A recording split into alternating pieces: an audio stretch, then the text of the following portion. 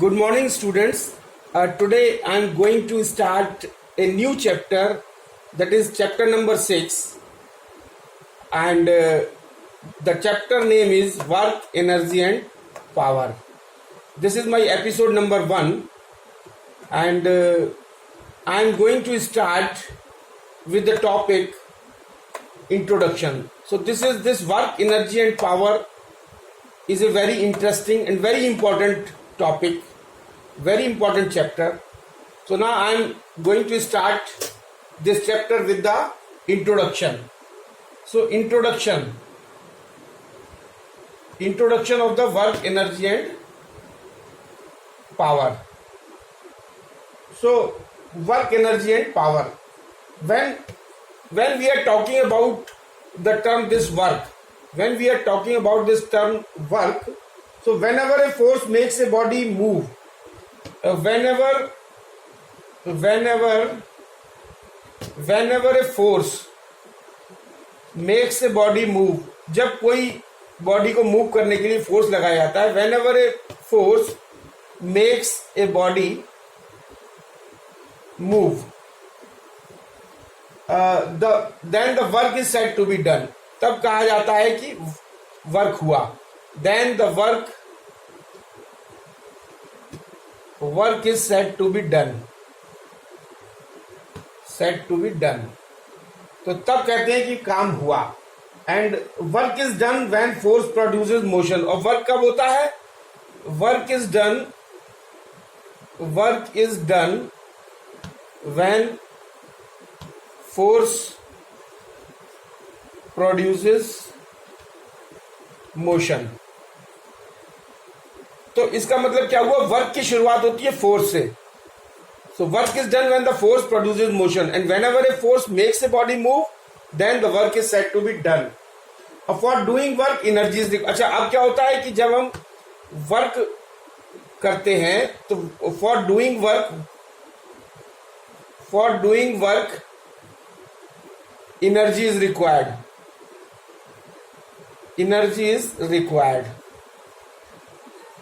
Energy की जरूरत पड़ती है. कार्य करने के लिए हमको क्या जरूरत पड़ती है? Energy is required. और when work is done an equal amount of energy is used. और जब भी कोई कार्य किया जाता है, whenever a work is done, और जब भी कोई कार्य होता है, work is done, then equal amount of energy is used. Equal amount of energy is use. तो जितना कार्य किया जाता है उतने इक्वल अमाउंट में एनर्जी की जरूरत पड़ती है. Whenever a work is done and equal amount of energy is used. And energy is capacity to do work. और what is energy? Energy is capacity या capability. Energy is capacity to do work. कार्य करने की जो क्षमता है उसको हम एनर्जी कहते हैं. अब इसके हम एग्जांपल्स देख लेते हैं कि वर्क डन कैसे कब होता है, इसकी क्या एग्जांपल है. जैसे horse pulling a cart, it is work done. Horse pulling a cart is an example of work done. Horse pulling a cart. And second example is a man climbing the stairs. A man climbing the stairs. और ये जो है वो क्या है? Work done है. A farmer plowing the fields, it is an example of work done. And construction worker carrying bricks, etc. So these are the examples of work done. And work done is a scalar. Work done is a scalar quantity. Work done क्या है? Work done is a scalar quantity. ये scalar quantity है. Scalar quantity means it is having only magnitude, not the direction. So it is having only magnitude. Work done is a scalar quantity. So before going into the detail, we will first understand about this scalar and the scalar product या जिसको कहते हैं dot product. So what is scalar product? Scalar product, scalar product oblique dot product, इसको dot product भी कहते हैं, scalar product या dot product. तो स्केलर प्रोडक्ट को डॉट प्रोडक्ट भी कहते हैं। सो स्केलर प्रोडक्ट और डॉट प्रोडक्ट, तो द स्केलर प्रोडक्ट और dot product of two vectors a and b, अगर दो वेक्टर्स हमारे पास ए और बी हैं, तो जो उसका स्केलर प्रोडक्ट और dot product denoted by A vector dot B and is given by A dot B vector A dot vector B is equal to modulus of A modulus of B cos theta. So this is equation first. So A dot B is equal to A B cos theta. So now properties of scalar product. तो first is scalar product is commutative. तो scalar product जो है वो commutative होता है, और commutative that is, commutative का मतलब होता है कि a dot B vector A dot vector B is equal to vector b dot a. So this is a scalar product is a commutative. And the second one is scalar product is distributive. So scalar product is distributive, इसका मतलब होता है, distributive का मतलब होता है a dot with in bracket b plus c is equal to a dot b plus a dot c. So this is equation 3। And the third one is for unit product vector I J K. तो आई J के क्या है? Unit vector है। I is the unit vector along X axis, J is the unit vector along Y axis, K is the unit vector along Z axis. तो for unit vector I J K, I dot I is equal to J dot J is equal to के dot के is equal to 1, और ये unit vector के लिए cap लगा देते हैं ऊपर, तो ये जो है वो 1 हो जाए। इसका जो i dot I is equal to J dot J is equal to के डॉट के is equal to 1।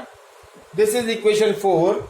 And the next is i dot J is equal to J dot के इज इक्वल टू के dot i, और ये cap, ये जो है वो हमारा इसका ये जो है ना इज इक्वल टू होता है 0। This is equation 5। And fourth one is if vector A is represented by AXI plus AYJ plus AZK, अगर A जो है वो वेक्टर ये है और वेक्टर B हमारे पास है BXI plus BYJ plus BZK, ये दो वेक्टर हैं हमारे पास A और B, और जो इस इक्वेशन से रिप्रेजेंट किए गए हैं। अब I J K along X, I along X axis, J along Y axis, Z along K along Z axis, तो देयर स्केलर प्रोडक्ट इज, तो उनका स्केलर प्रोडक्ट क्या होगा? ए डॉट बी, उनका स्केलर प्रोडक्ट होगा A dot B is equal to, so vector A is equal to AXI plus AYJ plus AZK and vector B is equal to BXI plus BYJ plus BZK, तो इनका dot product होगा, ये दोनों को हमने ये लिख दिया, A vector is this, B vector is this, दोनों का डॉट प्रोडक्ट होगा AX BX plus AY BY plus AZ BZ। This is equation number 6। And fifth is A dot A is equal to A square. This is equation 7। और इसको कैसे proof होगा ये? क्योंकि हम जानते हैं कि vector A dot vector B is equal to modulus of A modulus of B cos theta, यानी this is magnitude of A या modulus of A, this is magnitude of B या मॉडुलस ऑफ बी और cos theta, where theta is the angle between vector A and vector B. तो ए dot A is equal to modulus of A modulus of B cos, और angle कितना होगा? ए और ए के बीच में angle कितना होगा? 0 डिग्री, और कॉस 0 इज इक्वल टू होता है 1, तो ए dot A is equal to modulus of A modulus of a cos 0 is equal to a square. So now if vector a is perpendicular to vector b, यानी a और B vector आपस में perpendicular है, यानी बीच के इन दोनों के बीच का एंगल 90 डिग्री है, then cos theta is equal to cos 90, और कॉस 90 की वैल्यू होती है 0, तो इसका मतलब उनका जो डॉट प्रोडक्ट होगा, अगर वेक्टर एक दूसरे के परपेंडिकुलर है तो उनका डॉट प्रोडक्ट 0 होगा. This is equation 8. And the 6th number is I dot I is equal to i square is equal to 1, j dot j is equal to j square is equal to 1, k dot k is equal to k square is equal to 1. यानी i unit vector का multiplication dot product अगर i से है तो वो i square होगा या 1 के बराबर होगा. j यूनिट वेक्टर अगर j से मतलब डॉट प्रोडक्ट है तो j स्क्वायर होगा, 1 होगा. k unit vector dot k unit vector is equal to k square is equal to 1. So now notions of work and kinetic energy. तो notions का मतलब होता है, नोशंस मीन्स एन ओपिनियन या ए व्यू, यानी work और kinetic energy के regarding opinion क्या है या व्यू क्या है. तो let us understand the work energy theorem. So next is the work energy theorem. So the next topic is the work energy theorem. This is very important theorem, work energy theorem. So what it says, according to the third equation of motion. देखिए हम जानते हैं कि according to the third equation of motion. तो third equation of motion क्या है? third equation of motion. तो third equation of motion क्या है? v square is equal to u square plus 2as. So this is third equation of motion. या इसको हम क्या लिख सकते हैं, v square minus u square is equal to 2as. अगर हम इसको मल्टीप्लाई कर दें, multiply both sides by m/2. अगर m/2 से दोनों साइड में मल्टीप्लाई कर दें तो क्या हो जाएगा, ये half mv square minus half M U square is equal to 2as. और ये जो half M V square minus half M U square, ये this is a left hand side and this is right hand side. This is left hand side and this is right hand side. तो left hand side वाला क्या कहता है हमको, this shows kinetic energy denoted by K. So ये क्या है, difference in the kinetic energy. This is difference in the kinetic energy. और इसको जो है वो हम किससे शो कर सकते हैं, के से. और इसको हम क्या लिख सकते हैं, मतलब this is half M V square, V is the final velocity, so this is final kinetic energy and minus and this is initial kinetic energy that is K I and this is equal to 2as. This right hand side को कैसे लिख सकते हैं हम, ये right hand side को हम ये, क्योंकि ये 2as शोज द, इसको भी अगर हम m/2 से मल्टीप्लाई करेंगे तो दिस विल बी m/2. सो 2 से 2 cancel, this will be equal टूmas. This will be equal to mas and this ma f is equal to होता है ma. हम जानते हैं कि f इज इक्वल टू होता है ma, तो ma की जगह हम क्या लिख सकते हैं, f. तो this will be f into s, और f इंटू s क्या होता है, work done. So this is equal to work done या दिस, इसको कहते हैं हम w. तो हमारी इक्वेशन क्या निकल के आ गई कि kf माइनस ki is equal to w. kf माइनस ki is equal to w. So ये this is the work energy theorem. kf is the final kinetic energy, ki is the initial kinetic energy and w is the work done. So the work energy theorem states that, क्या बताती है work energy theorem? So this is work energy theorem. Work energy theorem states that the change in kinetic energy, this is the change in the kinetic energy of an object is equal to the work done on it by the net force. So now the work done by a force on a body depends on two factors. तो work done, किसी भी body के द्वारा जो work done है, जो force apply करने के बाद वर्क डन होता है, वो दो फैक्टर्स पे डिपेंड करता है. First is magnitude of force in the direction of displacement, यानी फोर्स का मैग्नीट्यूड किधर, direction of the displacement. And the second is कि वो उसका डिस्प्लेसमेंट कितना हुआ बॉडी का. तो ये दो बातों पर डिपेंड करता है. और work done W is equal to component of force in the direction of displacement multiplied by displacement. तो ये अब let us understand with the experiments. So now let us understand with the experiment. Suppose a body of mass m is kept on the ground as shown in the figure, and suppose a constant force F is acting on an object of mass m, and which is kept on the ground. This body is kept on the ground. This is having mass m, and a constant force F is applied on this body, and the object undergoes a displacement, and this object undergoes a displacement of d. यानी ये पहले initial position object की ये थी, उसके बाद ये हो जाती है, तो ये इसका डिस्प्लेसमेंट जो है वो कितना हो जाता है d, और this is towards the positive x direction, and this is the direction of force, this is the direction of motion. So this is along the positive x axis. So now what will happen, work done जो हमने लिखा था, work done is equal to component of force in the direction of displacement. तो ये force F है जो theta angle बना रहा है हॉरिजॉन्टल यानी ग्राउंड से, तो इसके दो कंपोनेंट, इसको हम रिजॉल्व करेंगे,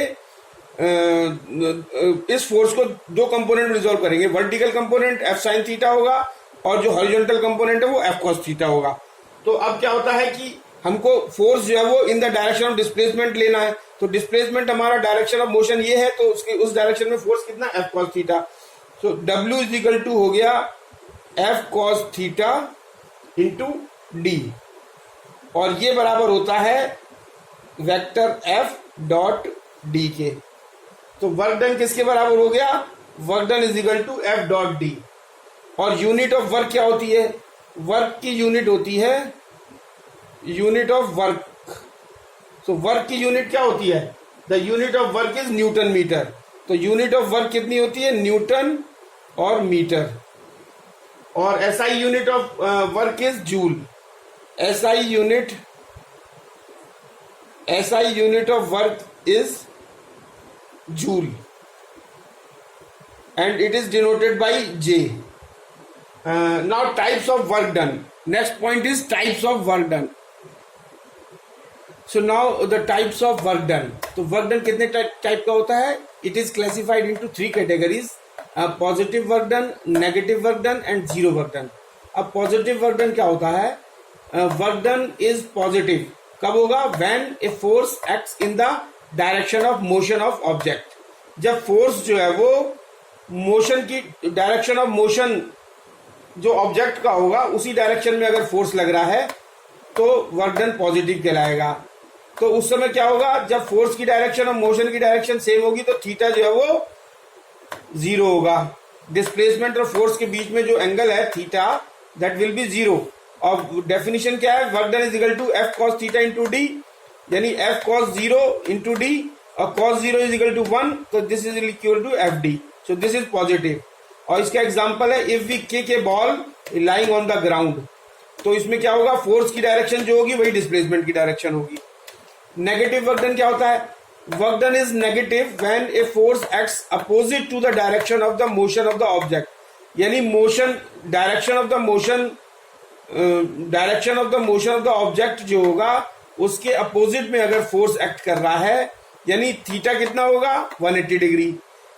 और उस केस में W work done is equal to F cos theta into D से, ये जो फॉर्मूला है उससे हम F cos 180 इंटू डी करेंगे, और cos 180 की वैल्यू होती है -1, तो this work done will be minus F D.